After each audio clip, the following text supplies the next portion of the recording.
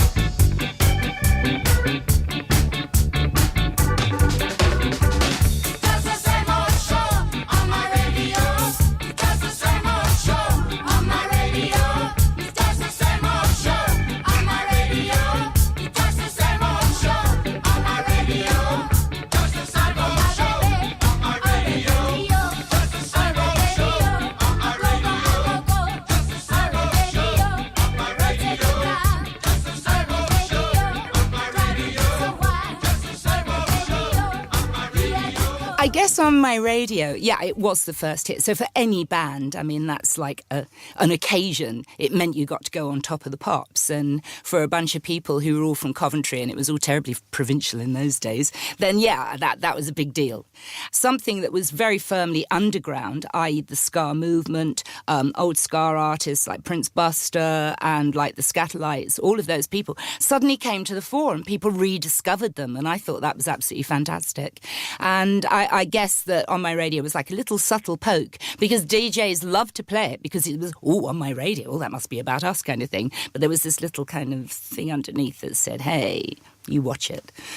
I was adopted and I grew up in a white household that didn't have really too much in common with my particular tastes in music, which as I developed into teenage years was very much kind of Tamla Motown and soul and all of that kind of thing, because suddenly I was seeing black faces on the television on Ready, Steady, Go, which was a music programme at that time, or on Top of the Pops.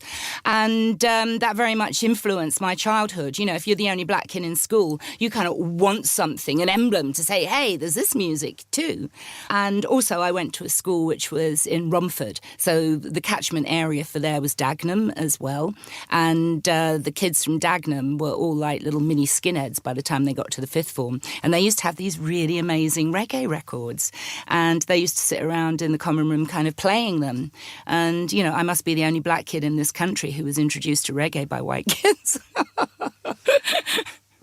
Well, I've chosen Joan Armatrading's Love and Affection mainly because she was my inspiration for ever picking up a guitar and actually thinking that there might be a future in me singing with a guitar. At the time, there were hardly any black singer-songwriters around who were female. And she was also from Birmingham. And that was not very far from where we lived. So it was, yeah, she was a really big inspiration at that time because it was like she came from nowhere, had this mega track, and then was just on the course of being, you know, what she has become, which is a great artist. Reason to Believe, asked for by Linda Cutler. And before that, Harry Chapin and a song called Circles. Now, Pauline Black came by our studios a couple of weeks ago to share some memories of the decade and pick a song or two. And she made a name for herself, really, as a very strong and powerful female lead singer. And she adopted a pretty much androgynous look, inspired by the rude boy image. I wonder whether that was a kind of a conscious decision. Well, just because I look lousy in a dress, probably more than anything. You know what I mean? I rather like the idea. It was just a question of taking what was the rude boy image and just subverting it and sort of feminizing it a bit and, you know, making it sort of cool for girls to wear, and that was that. Skinhead girls had their look, but, you know, if you've got an afro, you really can't do feather cuts, and that was really the end to it, so I had to stick it under a hat.